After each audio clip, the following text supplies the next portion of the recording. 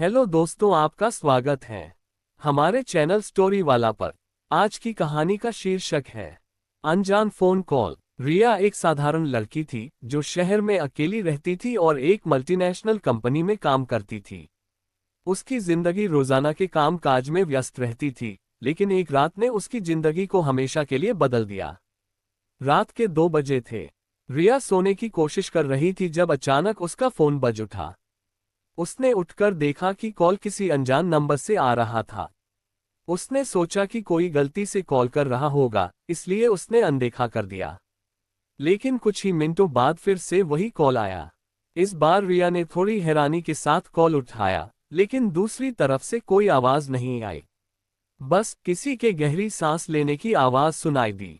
रिया ने फोन काट दिया और सोने की कोशिश करने लगी, लेकिन उसके दिमाग में अजीब विचार घूमने लगे। उसे समझ में नहीं आ रहा था कि इस समय कौन उसे फोन कर रहा था। थोड़ी देर बाद फिर वही कॉल आया। इस बार रिया ने गुस्से में फोन उठाया और जोर से कहा, कौन हो तुम? क्या चाहते हो? लेकिन फिर वही सन्नाटा और गहरी सांसों की आवाज। रिया ने कॉल काट दिया और इस बार फोन को साइलेंट मोड पर रख दिया, लेकिन वो बेचैन हो गई थी। उसे रात भर नींद नहीं आई। अगले दिन ऑफिस में भी रिया का मन काम में नहीं लग रहा था। उसे बार बार रात की वो अजीब फोन कॉल याद आ रही थी। उसने सोचा कि शायद ये किसी का प्रैंक कॉल था, लेकिन जब शाम को वह घर लौटी और अपने फोन को देखा तो उसके व्हाट्सएप पर उसी अनजान नंबर से एक मैसेज आया हुआ था। मैसेज में सिर्फ एक अजीब पता लिखा हुआ था, पुराना शमशान रोड, घर नंबर 13। रिया के दिल की धड़कनें तेज हो गईं। ये कौन कर रहा था और क्यों? उसने उस पते के बारे में सोचते हुए गूगल मैप्स पर जांच की और देखा कि वह पता शहर के बाहर एक सुनसान जगह पर था। रिया ने उस जगह के बारे में अपने कुछ दोस्तों से पूछा तो उन्होंने बताया कि उस इलाके में कई सालों से कोई नहीं रहता। ये सुनकर रिया और भी डर गई, लेकिन उसकी जिज्ञासा बढ़ने लगी। वह ये सोच रही थी कि क्या उसे उस जगह जाना चाहिए या नहीं। रात में जब फिर से वही कॉल आया, इस बार रिया ने बिना कुछ कहे फोन उठाया। दूसरी तरफ वही गहरी सांस की आवाज आए और फिर अचानक एक धीमी लेकिन भयानक आवाज सुनाई दी, तुम्हें आना होगा वरना बहुत देर हो जाएगी। रिया का दिल डर से बैठ गया, लेकिन अब वो और भी अधिक कंफ्यूज थी। उसे लगा कि इस रहस्य को सुलझाना उसकी जरूरत बन गया है।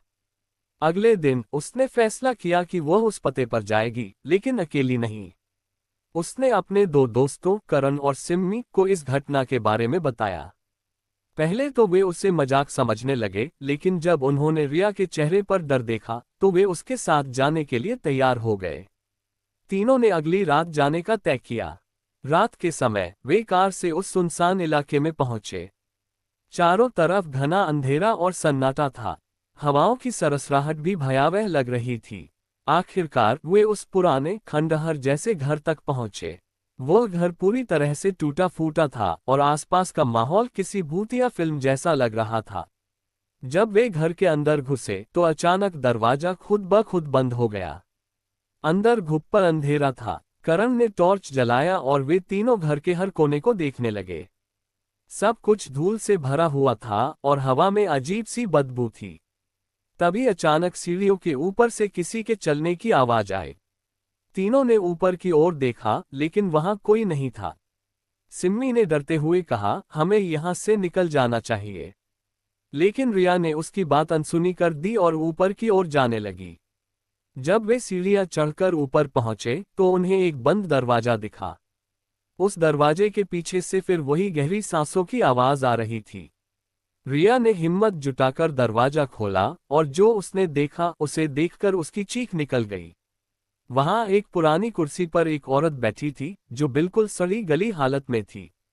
उसकी आंखें ठहरी हुई थीं और उसके हाथ में रिया का फोन था। रिया को तुरंत समझ में आ गया कि यह वही औरत थी जो उसे फोन कर रही थी। तभी वह औरत धीरे धीरे खड़ी हुई और रिया की ओर बढ़ने लगी। तुम्हें आना ही था, मैं तुम्हारा इंतजार कर रही थी, औरत ने कांपती हुई आवाज में कहा। रिया का दिल तेजी से धड़कने लगा और वह समझ नहीं पाई कि अब क्या करना है। तभी करण और सिम्मी ने रिया को खींचा और भागते हुए दरवाजे की ओर बढ़े। जब वे बाहर निकले तो घर अचानक हिलने लगा, जैसे वो धरती में समाने वाला हो। वे लोग तेजी से अपनी कार में बैठे और वहां से निकल गए।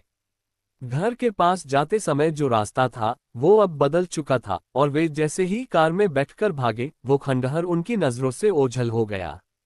रिया आज भी नहीं समझ पाई कि वो औरत कौन थी और क्यों उसके पीछे पड़ी थी। लेकिन एक बात तय थी, वह रात कभी नहीं भुला सकी, और वो अनजान फोन कॉल उसके दिमाग में हमेशा के लिए छप गया। कहानी का संदेश: कभी कभी जिज्ञासा खतरनाक हो सकती है।